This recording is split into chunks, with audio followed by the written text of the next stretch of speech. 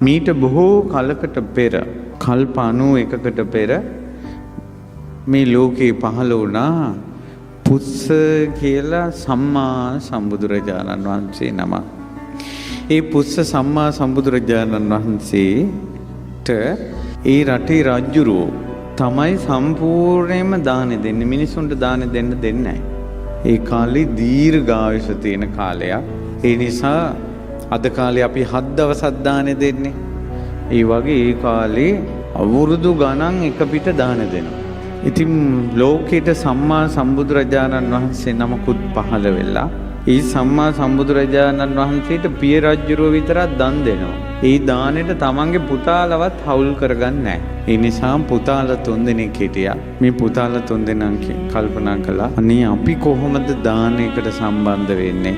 ඉතින් ඊට පස්සේ මොකද උනේ මෙයාලා ඒකට උපක්‍රමයක් යෙදුවා. ඈත කැරැල්ලක් ඇති වෙන්න සලස්වලා ඒ කැරැල්ල මෙයාලම සංසිඳවලා රජතුමාගේ හිත පහදවාගෙන වරයක් ගත්තා. රජුරුකෝ ඔයාලා මේ කැරැල්ල සංසිඳවපු ගැන මම සතුටුයි. කැමැති දෙයක් දෙන්නම්. ඉල්ලන්න ඕන දෙයක්. ඊට පස්සේ කිව්වා අපිට ඕන දෙයක් ඕනේ අපිට මේ භාග්‍යවත් අරහත් සම්මා සම්බුදුරජාණන් වහන්සේ ඇතුළු භික්ෂු සංඝයාට උපස්ථාන කරන්න දෙන්න. එහෙම බෑ කිව්වා. ඊට පස්සේ කිව්වා නෑ දැන් ඔබ පොරොන්දු වුණානේ පොරොන්දු ඉෂ්ට කරන්න. හරි කොච්චර කාලයකටද ඕනේ? අවුරුදු 7ක්. අප්පෝ බෑ. අවුරුදු 6ක්. අඩු කළා යාන්තම්. මේ වස් කාලෙට වස් 3 මාසෙට උපස්ථාන කරන්න ඉල්ලගත්තා. දැන් ඉදිරියට වස් කාලේ එනවා. මේ වස් කාලේ භාග්‍යතුන් වහන්සේ ඇතුළු මහා ශ්‍රාවක සංඝ රත්නයේට වස්වල උපස්ථාන කරන්න ඕන කියලා. ඔන්න අවස්ථාව දුන්නා. වස් ආරාධනා කළා. ඊට පස්සේ මෙයා ඉක්මනට මීටින් එකක් ගත්තා රැස්වීමක්. ඒකට මෙතුමාගේ යාළුවෝ ඉන්නවා 1000ක්. මේ රාජපුත්‍රයෝ 3 දෙනාට. ඒ 1000ට කිව්වා අපි සංඝයා රැක ගන්න ඕන. ඒ නිසා සංඝයා සමීපේ ඉඳලා නිතර උපස්ථාන කරන්න ඕන. මේ 1000ම කිව්වා අපි ඒකට රෙඩි. ඊට පස්සේ තමන්ට ගොඩක් හිතවත් දක්ෂ පිරිවර සම්පත්තිය තියෙන ඇමතියෙකුට කතා කළා. ඇමතිය මෙහෙන්න පැමිණියා. මේ වස්තුම් මාසේ සංඝයාට අපි උපස්ථාන කරන වස්වසවල ඔයා හොඳට දානමාන දෙන්න ඕන මේ වස්තුම් මාසෙම. හරි රජතුමනි ඒක මම බාර ගන්නම් කියලා වගකීම බාරගත්තා. ඊට පස්සේ මෙයාට ඉන්නවා යාළුවෝ 11000ක්. මෙයාගේ පිරිස. ඒ අයට කිව්වා දාන උයන එකතු කරන්න. හොඳට 11000 සම්බන්ධ වෙලා උයන මිනිස්සු 84000ක් එකතු කරගත්තා. ඇයි ඒ කාලේ රහතන් වහන්සේලා ලක්ෂ ගාණක් වස්වැසුවා. ලක්ෂ ගාණකට දන් දෙන්න 84000ක් උයන්න.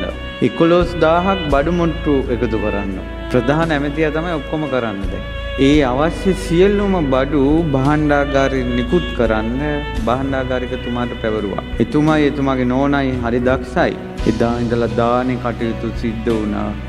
භාණ්ඩාගාරිකතුමා අදාළ දේවල් ලස්සනට භාණ්ඩාගාරයෙන් නිකුත් කළා. නෝනා තමයි මෙනු එක හදන්නේ. එක දානේ දවස් 2කට එන්නේ නැති වෙන්න මෙනු එක හැදුවා. දාන වට්ටෝරුව. රසට දන් දුන්නා. ඊට පස්සේ අර ඒ මෙනු එකට අනුව අර ඇමතිතුමා කට්ටිය දාලා දැන් උයවනවා. කුසි 84000ක් වැඩ.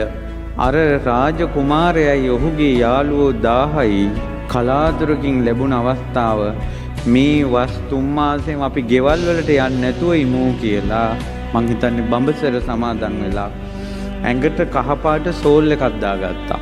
වස් කාලේ කරපු දේවල්. කහපාට වස්ත්‍රයක් කරට දාගෙන සංඝයාගේ ළඟ ඉඳලා උණු පැන් සිසිල් පැන් අතුපතු ගානේවා දාන බෙදනේවා ආරාමිකයෝ විදියට අද මහාන වෙන්න ආපු උපාසක මහතුරු ඉන්නේ.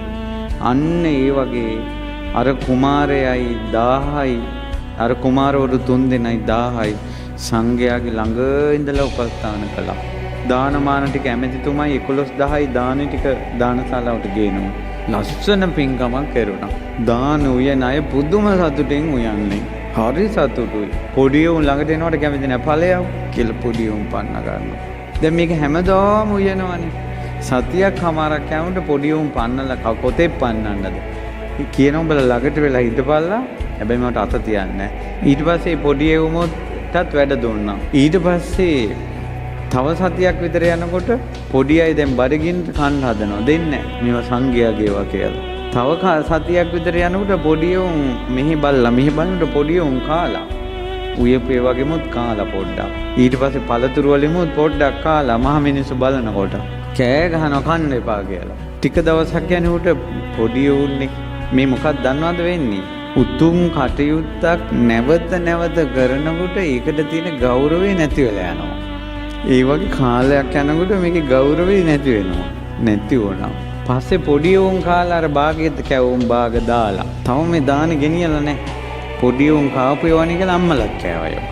ඔහොම මාස 3ක්නේ නොදැනීම ගෞරවේ නැති වෙලා බුදුරජුන් උදෙසා හදන දානය සංඝයා රහතුන් උදෙසා හදන මෙවැනි ඍජු ගතිගුණ ඇති දෙව් මිනිසුන් වඳින පුදන මහත්ඵල පුදන දෙයට මහත්ඵල විපාක ලබලා දෙන මහරහතන් වහන්සේලා විසින් උයන දානය දැනම මිනිස්සුම කෑවා. පූජා කරන්න කලින් උයලා දන්හලට යවන්න කලින් ඒ අය කෑවා. ඔක්කොම හවුල් වුණා.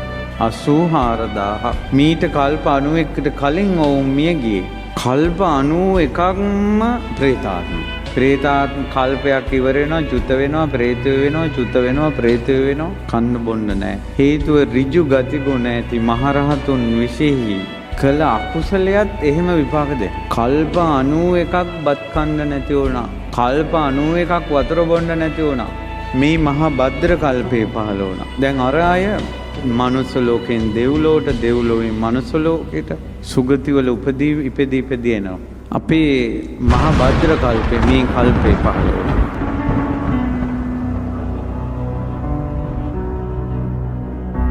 කකුසඳ බුදුරජාණන් වහන්සේගේ කාලේ අර ප්‍රේතයෝ වට වුණා බුදුරජාණන් වහන්සේ වදිනකොට. බුදුරජාණන් වහන්සේ වදාලා මේ බුද්ධ ශාසනය ඔබට පින් ගන්න බෑ. ඊළඟ බුද්ධ ශාසනයෙන් අහන්න. ඊළඟ බුදුරජාණන් වහන්සේ පහළ වුණාම කොණාගමන බුදුරජාණන් වහන්සේත් වදාලා ඊළඟ බුදුරජාණන් වහන්සේගෙන් අහන්න.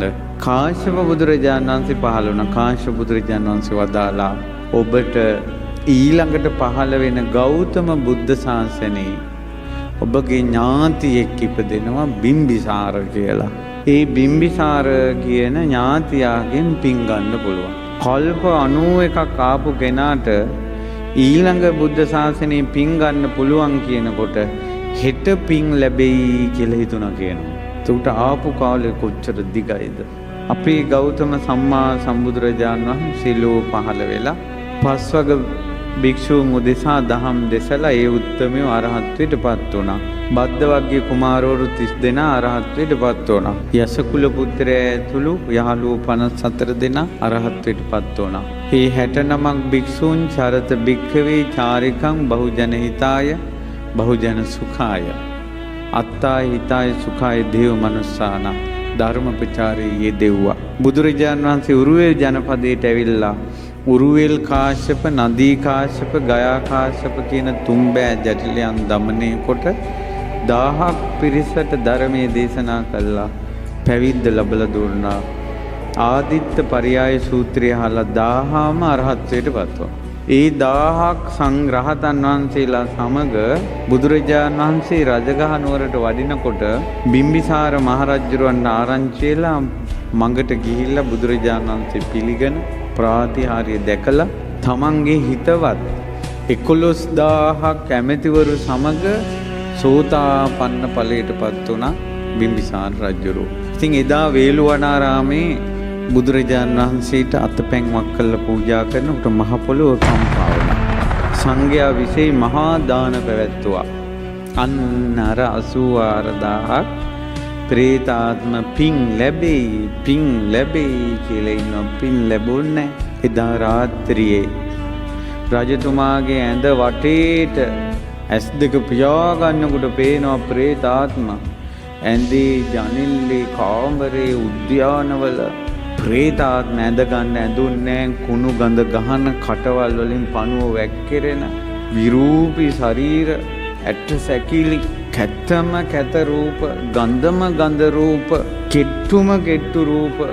සමහර අයගේ බඩවල් ඒ ආසෙන් එල්ලෙනවා. සමහර අයගේ කන් එල්ලෙනවා. ඇස් එල්ලෙනවා. මැස්සු වහනවා. රජ්ජුරුව බය වෙලා නැගිට්ටේ. රජ්ජුරුව සෝවාන් වෙච්ච කෙනෙක්. මෙච්චර පින් කරපු කෙනා එදා රෑ නිදා ගන්නකොට ප්‍රේතයෝ වට කරගත්තා. ඇයි මේ අමනුෂ්‍ය පිරිස වට කරගත්තේ? ඇයි මෙච්චර ලං වෙන්න පුළුවන්?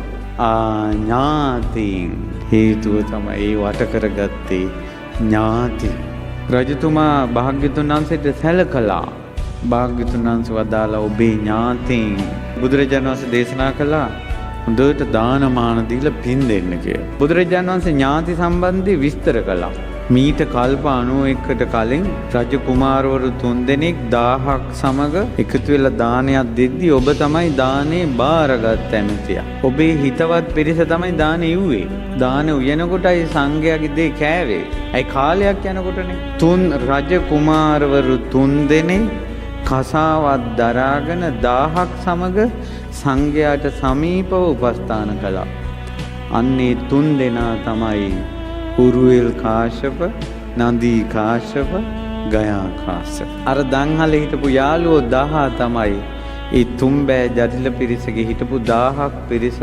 අර ඇමතියා තමයි බිම්බිසාර රජුරෝ. බිම්බිසාර රජුරෝත් එකවර සෝවාන් වුණ 11000 තමයි අර යාළුවෝ 11000. ඉතින් බුදුරජාණන් වහන්සේ එදා දානේ පූජා කළා පින් දෙනකොට ඉරිදියක් කළා රජතුමාට ඒ ප්‍රේතයෝ පේන්න සැලැස්සුවා. මේන් කෑම බීම දීලා ආහාර ප්‍රශ්න වාසස්ථාන දීලා පින් දෙනකොට අරෙන් අර අයට පැම්පකුණු පහළ වෙනවා. ආහාර පාන පහළ වෙනවා. දිව්‍ය වස්ත්‍රාභරණ පහළ වෙනවා. ලස්සන වුණා අර ප්‍රේතයෝ. ලස්සන වුණා. බිම්බිසාර මහරජ ඥාතින් උදෙසා ඔබ අද දානයක් දුන්නා. ආරි සංඝයා කෙරෙහි යහපත් ලෙස දානේ පිහිටියා. බොහෝ කලක් ඒ උදවියට මේ පින හිතසුව පිණිස හේතු වෙනවා. මේ මොහොතේ මේ ඇත්තන්ට පින් ලැබෙනවා. මහරජා ඔබ බොහෝ කලක් යහපත පිණිස පවතින මහත් වූ පිනක් රැස් කරගත්තා කියලා බුදුරජාණන් වහන්සේ වදාළා.